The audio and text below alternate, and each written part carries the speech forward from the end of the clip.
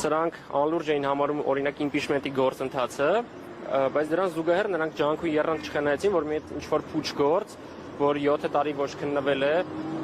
ոչինչ չի արվել եւ այնտեղ նույնիսկ ոչ ուժող կողմ կա, ոչ մարդիկ կան, բայց նրան ուղղակի 3 օդանավականից կալանավորեցին, իսկ երբ որ օրինակ Ալեն Սիմոնյանը հայտարարում էր, որ նա քաղաքական կշիռ չունի եւ ինչու են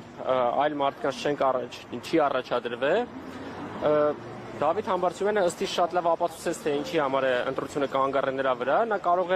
նա իր աշխատանքային այցով գտնվում էր Մոսկվայում եւ փաստացի կարող էր չվերադառնալ եւ իր հանգիստ կյանքը վայելել, բայց նա, լինելով հայրենասեր, երբ վերադարձավ եւ շարունակում է իր պայքարը ու անկախ ամեն ինչից նա կգտնվի բանտում թե դուրս է, նա իր պայքարը ասեց, որ շարունակելու է եւ մենք նրա կողքին ենք եւ մենք impeachment-ի process-ը ամեն ինչ անելու ենք, որպեսզի հասցնենք իր տրամաբանական ավարտին։